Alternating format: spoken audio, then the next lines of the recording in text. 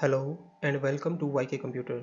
My name is Yogiraj. In this video tutorial, I will teach you about basics of Linux, like what is Linux, brief history of Linux, shell and some Linux terminology. Without any other delay, let's get started.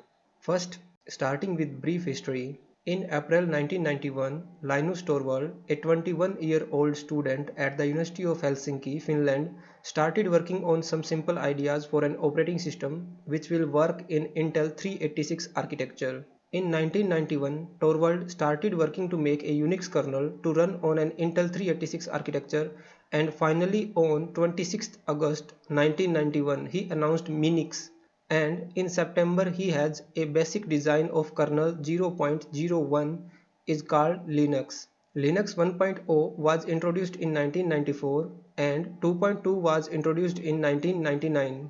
The kernel versions are like x.yg, where x is the major version and y is the minor version and g is the minor revision. Current stable release is 5.12.1. Here 5 is the major version and 1.2 is the minor version and 1 is the minor revision. Moving forward, let's now look at what is Linux. It is an operating system just like Windows 7, 8, 10, Mac OS, but Linux is an open source multitasking multi-user operating system. Linux is an open source software. Then what is the meaning of open source software? Open source software is a computer software with its source code made available with a license in which the copyright holder provides the rights to study, change and distribute the software to anyone and for any purpose. Open source software may be developed in a collaborative public manner. Long story short, the open source softwares are free of cost, available on internet with its source code so that you can change its code and modify the software to redistribute it. Moving forward, next is the operating system is comprised of a number of pieces. Let's look at some of the operating system components such as the bootloader, the software that manages the boot process of your computer. Next, the kernel. Kernel is a computer program that is the core of computer's operating system with complete control over everything in the system. And it is worth to note that Linux is also a kernel. Next, daemons. These are background services for printing, sound, scheduling that either start up during boot or after you log into the desktop. Daemons are like the processes which we see in any operating system like Windows. Next, the shell. A shell provides you with an interface to the Unix system. It takes input from you and executes programs based on the input. Here, the shell is a simple program which takes your input provided by keyboard to the kernel to execute it and return the output to desktop or any other device. Next, graphical server. This is a subsystem that displays the graphics on your monitor. It is commonly referred to as the X server or just X. It provides GUI graphical user interface to your desktop. For the graphical user interface, we have many desktop environments. Desktop environment is the piece of the puzzle that the user actually interacts with. There are many desktop environments to choose from like Unity, Gnome, Cinnamon, KDE, XFCE and many more. Next are applications.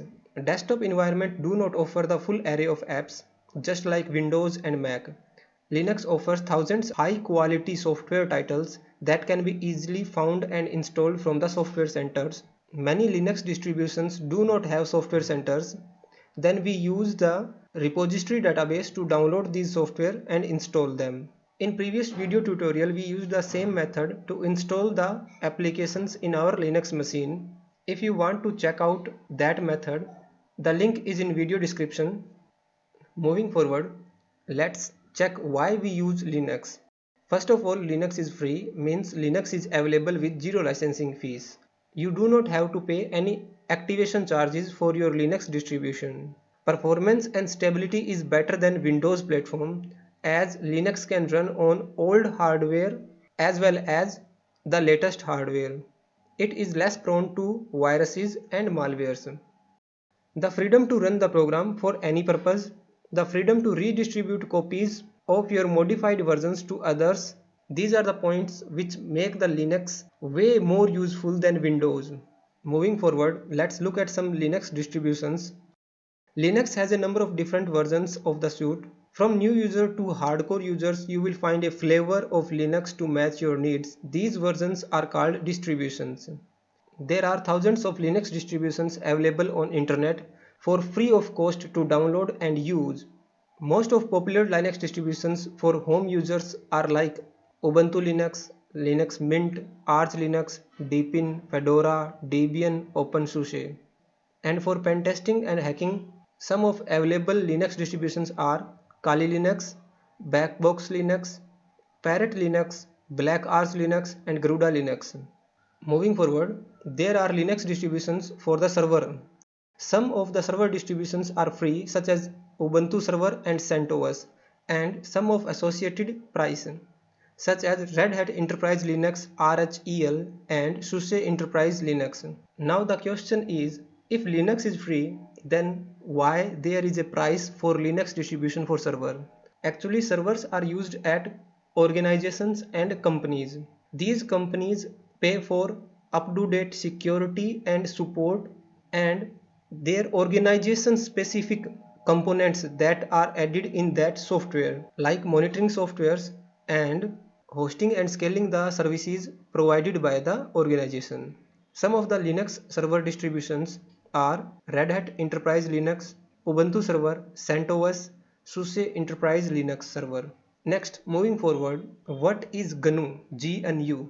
Linux comes under the General Public License, known as GNU. Short for GNU, not Unix.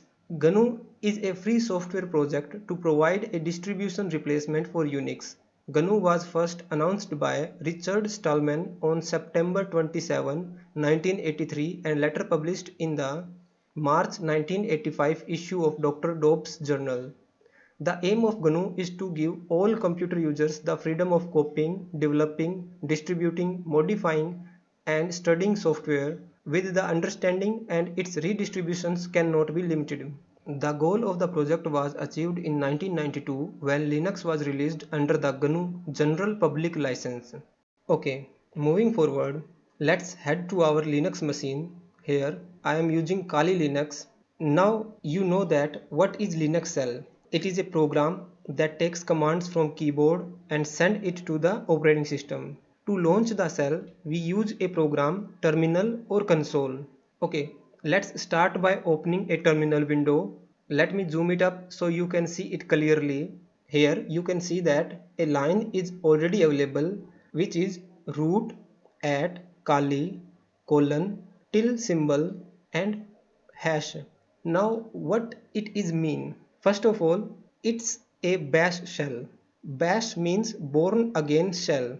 Almost all Linux distributions have default shell bash. There are other shells also available such as K shell or corn shell, in short KSH, next GSH and TSCH. We will discuss about these cells in next video tutorials. Now let's understand what is mean by these root, kali, till symbol and hash. Let me break down each of word for you and understand them individually. Starting with root. Root is the username, the name of the user currently logged in and ready to execute commands. This is the user which will execute commands on the current shell. Next, after the symbol at, there is Kali, which is host name, the name of computer that uniquely identifies the computer over network and allows to access without IP address. You can access this Linux machine from network without using its IP address. You can use host name. Next, till symbol indicates current directory is the user's home directory. Other than till symbol, the working directory is mentioned here. Next is hash symbol, which is user prompt. You may see hash or the dollar symbol. Hash means root or the super user permissions and dollar means standard or the normal user permissions. Here an example for standard user is YK at Kali till symbol dollar. Here yk is the username and Kali is the host name and till is the home directory of user yk and dollar stands for its standard user permissions. After hash or dollar, we write our command to execute. Let's start by a simple command which is echo. Let me write for you echo space hello world. Here echo is the command and hello world is the text argument. We will see the arguments and the options available for each of the commands in the later tutorials in this series. The echo command just print out the text argument on the display. You can provide any number of words that you like. Echo will display each of them to the terminal window. That's it for today's video. In upcoming videos, we will look at file system and directory hierarchy of the Linux system and basic to advanced commands in the Linux. Thanks for watching. Please like, share and comment your valuable feedback. For more videos like this, subscribe to YK Computer.